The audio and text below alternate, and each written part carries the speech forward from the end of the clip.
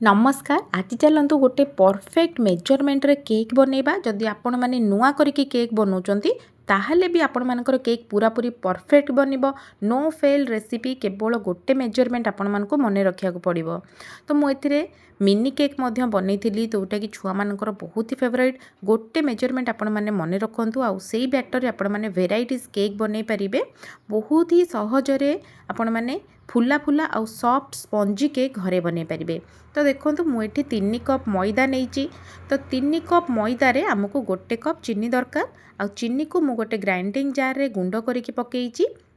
एथिरे मु 2 चम्मच मिल्क पाउडर ऐड करिछि आ 2 चम्मच कस्टर्ड पाउडर ऐड करिछि, जहाँ फल कि केक रो फ्लेवर बहुत भल आसीबो। जदि आपण माने चाहिबे स्किप मध्य करि परिबे। तो एथिरे मु गोटे पिंच लूण देइछि आ गोटे चम्मच बेकिंग पाउडर, हाफ चम्मच बेकिंग सोडा। तो आपण मानकु एतिकी ही मन रखिया पड़िबो। 3 कप मैदारे गोटे कप चीनी, गोटे चम्मच बेकिंग पाउडर आ हाफ चम्मच बेकिंग सोडा। बस एतिकी ही आपण मानकु मन रखिया पड़िबो। तो प्रथमे आमे सबु सुखिला इंग्रेडिएंट्स को मिक्स करिबा। तो आपण मानकु किछि जाली रे छाणीबा भी दरकार नहीं कि चलेबा भी दरकार नहीं, डायरेक्ट आपण माने भी एथिरे गोळई परिबे।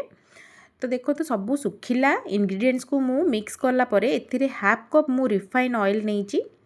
तो एथिरे मेजरमेंट रे आपण माने 3 कप मैदारे हाफ कप रिफाइन ऑयल आमको लागिबो।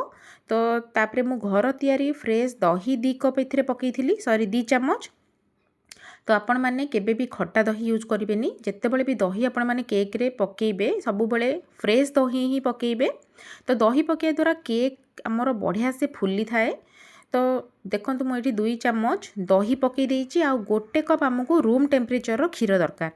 तो गोटे कप खीर मुझे सबू एका सांगरे पकेनी, अल्प अल्प करके आमे गोलेबा। तो मु अल्प अल्प खीर पकई पकई यहाँ गोलई नहीं। तो यार गोटे स्मूथ बैटर आमे प्रस्तुत करवा।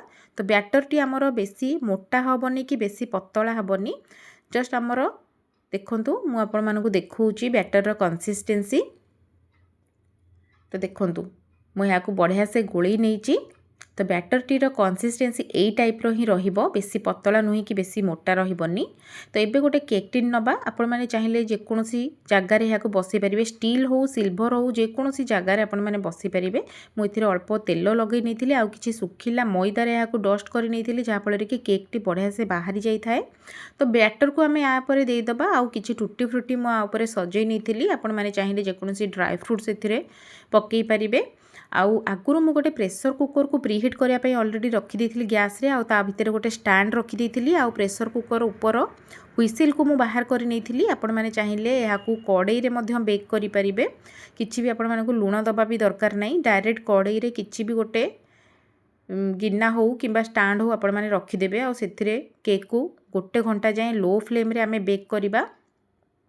तो मु प्रेसर कुकर को प्रीहिट कर रखी देथिली। आउ केक को मु सेथिरे दे देथिली। आउ लो फ्लेम रे मु गोटे घंटा जाए बेक हवा पई छाड़ी देथिली। तो एपटे देखंतु अप मेकर रे मु अल्प अल्प तेल दे देथिली।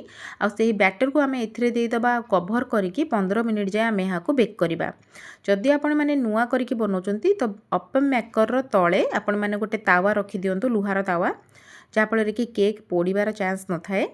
तो मु डायरेक्ट ही यहाँ बनई 15 मिनिट जाए बेक कर देइथिली। आ 15 मिनिट पर केक केते सुंदर फुली जाइए आपण माने देखि पारुथिबे। तो जदि आपण माने नुआ बनौचंती तो तळे गोटे तावा निश्चित भाव में रखंतु, लो फ्लेम रे 15 मिनिट जाए आमे बेक करिबा। तो देखंतु केते सुंदर से फुलीची। मु गोटे टूथपिक साहाय्य रे मध्ये याको चेक करिथिली। टूथपिक पूरा पूरी क्लीन बाहरीची। आ बहुत ही गरम थिला तो मु हाथ लगी पारु नथुली। तो मु आपण मानकु देखौची केक केते सुंदर सॉफ्ट आ स्पंजी हिची। आपण माने देखंतु केते सुंदर फुलीची। जो आपण माने दही पकेबे जदी आपण मानकर केक टी एई बोली फुलिबो, बहुत ही सॉफ्ट बनिबो। तो देखंतु सबुतक ए केक को मु बाहर करी नेइची। आ गोटे प्लेट को आमे काढी दबा। एहा को आपण माने स्कूल टिफिन रे छुआ मानकु देबे। छुआ माने तो खाइबा पई बहुत ही पसंद करि थांती मिनी केक। आउ तो मु आपण मानकु एहा को भांगी की मध्य देखौची। देखंतु आ भीतर केते सॉफ्ट हिची, पूरा जाली भलिया हे जाइची। आ गोटे ही आपण माने ई मेजरमेंट मने रखिबे। जदि आपण माने सबु प्रकार केक एथिरे बनै परिबे। तो ऑलरेडी गोटे घंटा हे गलानी। तो हमर प्रेसर कुकर रो केक मध्य हे गलानी। तो आमे ताकू डिमोल्ड करबा। मु आपण मानकु क्लोज रे देखौची। आपण देखंतु केते सॉफ्ट हिची हमर केक। तो आपण मैंने आउ दुकान किणिकी खाଇବା बंद करदेवे घरे ही आपण मैंने एते सुंदर केक बनातु केवल ये गोटे ही मेजरमेंट आपण मानकु मन रखिया को पड़िबो। आउ जदि आपण मानकु मो केक रो रेसिपी पसंद आसी थाए चैनल टी को सब्सक्राइब करिवे आउ लाइक शेयर निश्चय भाबरे करिवे। जय जगन्नाथ।